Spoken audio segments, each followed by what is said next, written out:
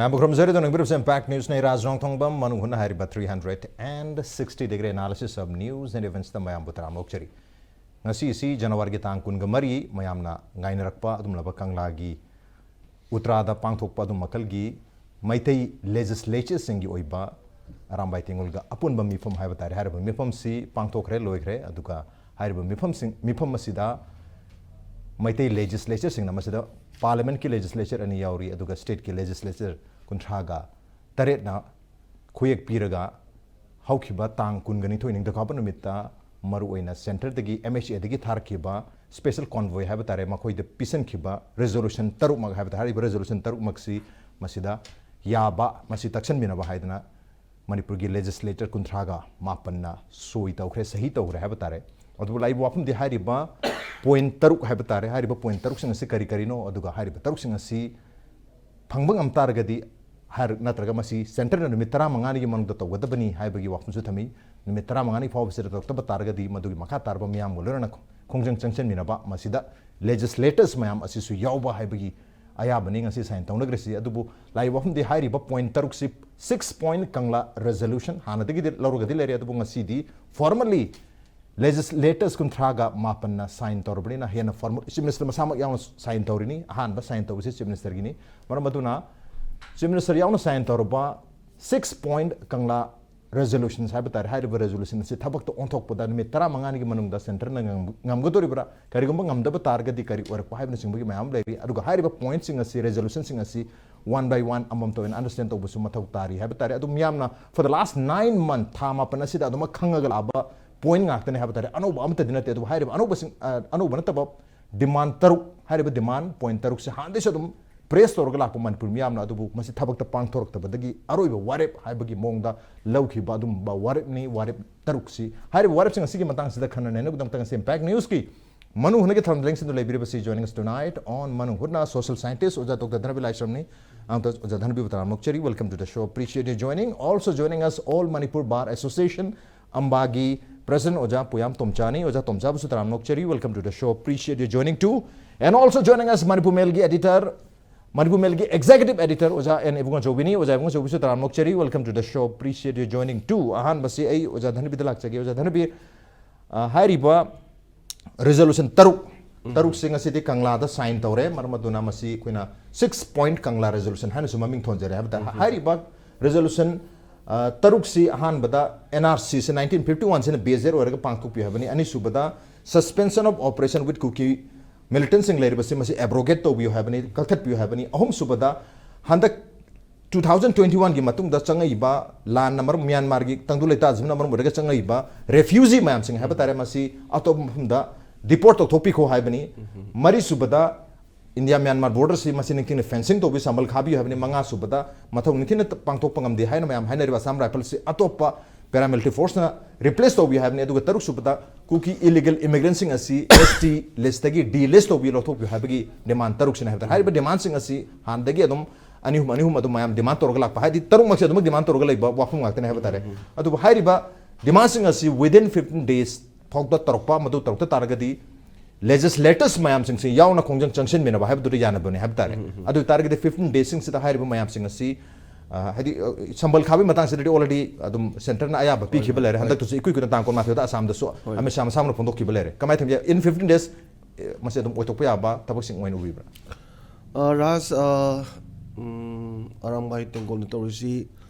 akhoi ngasi boksida even BJP manung nu ko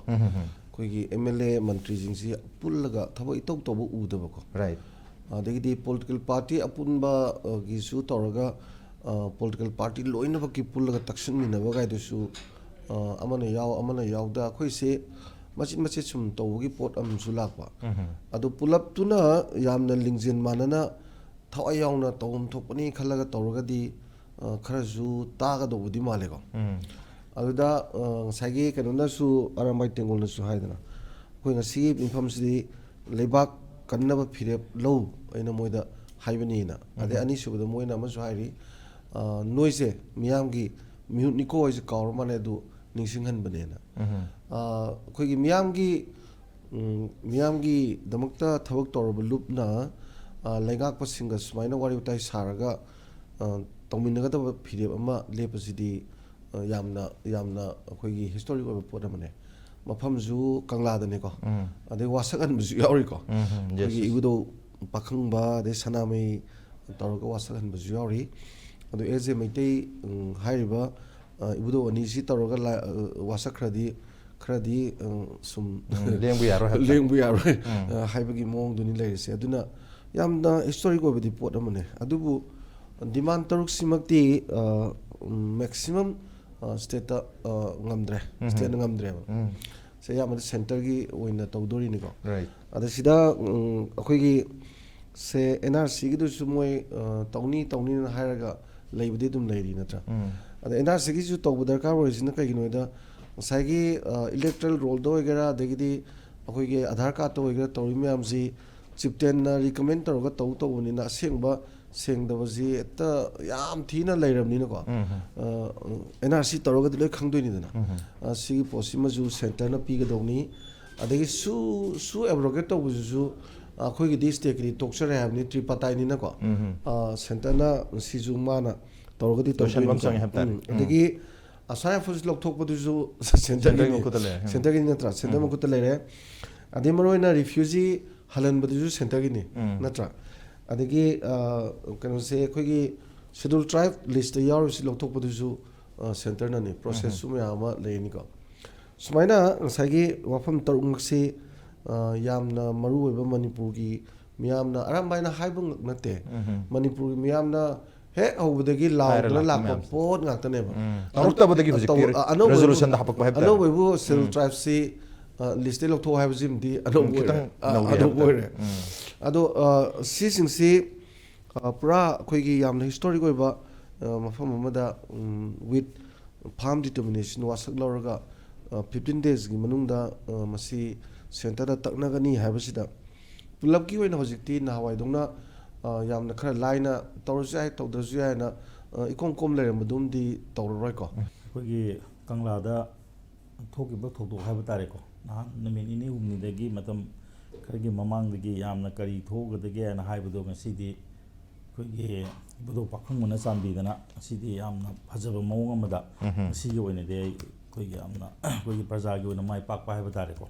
ꯑꯔꯥꯝꯕꯒꯤ ꯑꯣꯏꯅ ꯃꯥꯏ ꯄꯥꯛꯄ ꯑꯗꯨꯒ ꯄ꯭ꯔꯖꯥꯒꯤ ꯑꯣꯏꯅꯁꯨ ꯃꯥꯏ ꯄꯥꯛꯄ ꯐꯤꯕꯝ ꯑꯃꯗ ꯂꯩꯈ꯭ꯔꯦꯅ ꯍꯥꯏꯖꯅꯤꯡꯉꯤ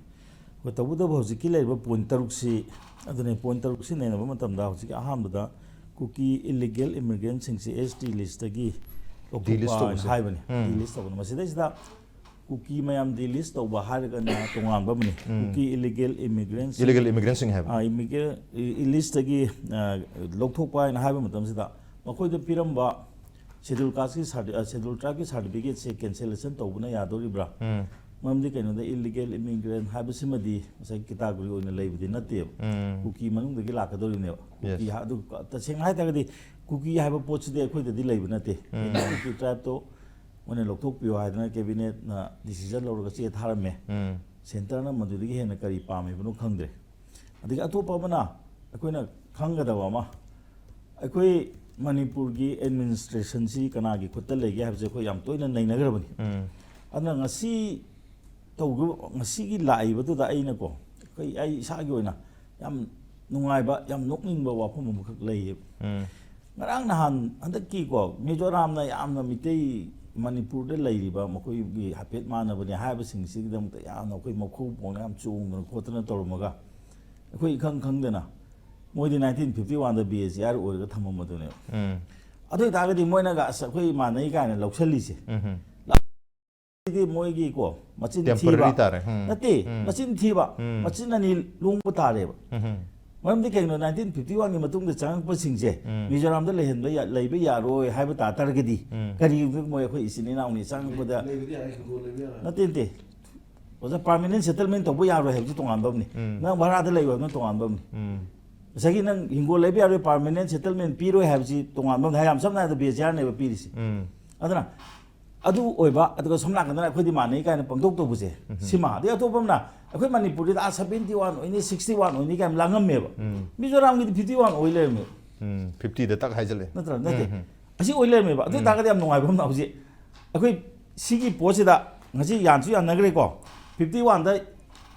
ꯀꯧꯔꯦ ꯍꯥꯏꯕ ꯀꯥꯟꯗ ꯀꯅꯥꯅꯣ ꯍꯧꯖꯤꯛ ꯌꯦꯠꯇꯣꯏꯁꯦ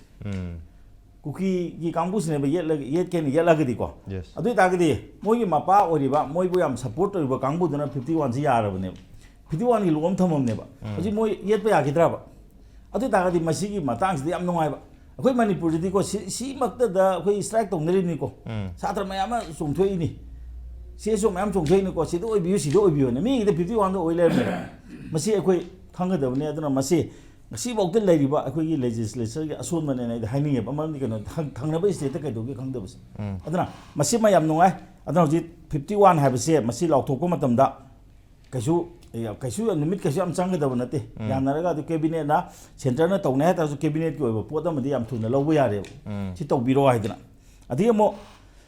kuki la lobugi su lokthokpa adu ge action to bhaise che hanjana jana haibane kuki la lobu hai wai ji la lobne kuki do la lobu kana lege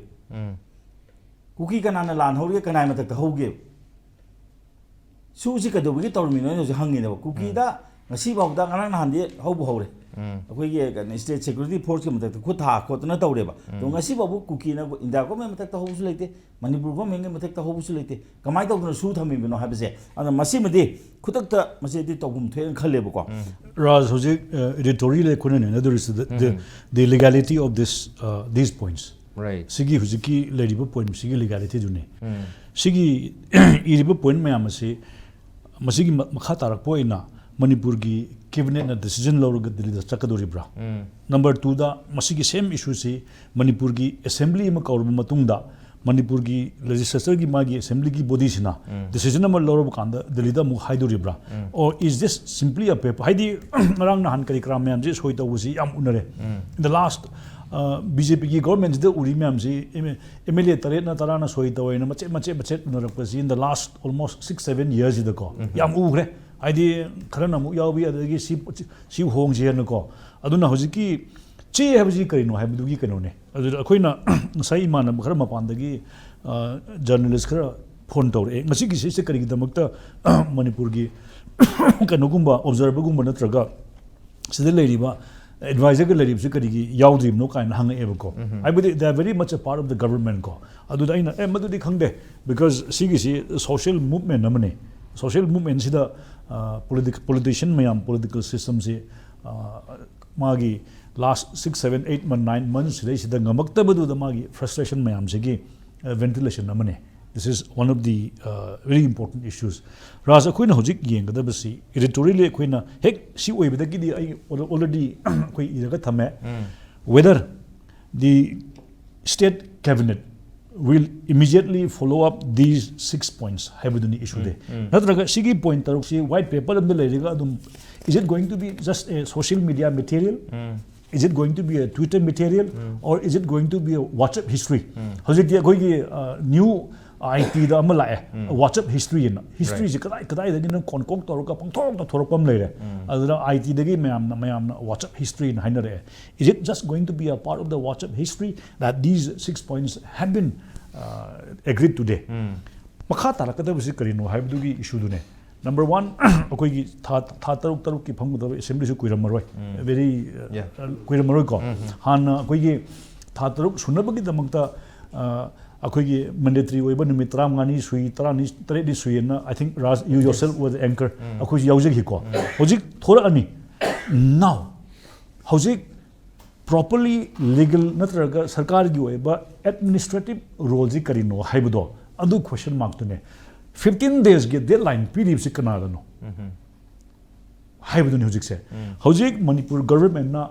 hayeng immediately cabinet kauro madugi matungda masi decision lauro you the chief minister should lead a team to Delhi ko hanadi political party me amji am hainarame irang hek thorokpada khoigi kari all political parties ko dena yam laurame all the political parties khoi irang thokan the government na adu ko dena yam launarame ko ngasi di loina pulle whatever it is ko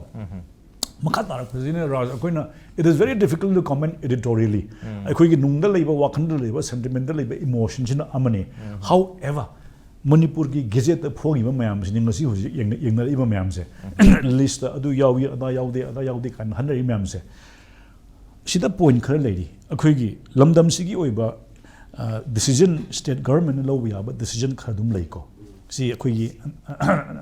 Nagaland दी very clear fundamentally Nagaland दी हारिबसी मोगी statehood हेक फंगबदुदा voter list यारम बखैदी मोय domicile लौने याम सेंग हाइग्रे हाइबदी फॉरगेट अबाउट इंडिजिनस ओइगेरा अमा ओइगेरा 1963 रा 4 रा मोय स्टेटहुड फंगरे को 63 द हेक स्टेटहुड फंगबदा वोटर लिस्ट यारम मयाम दो they have a right to property लोइनमक सी लोइनमक मोगी लौवी को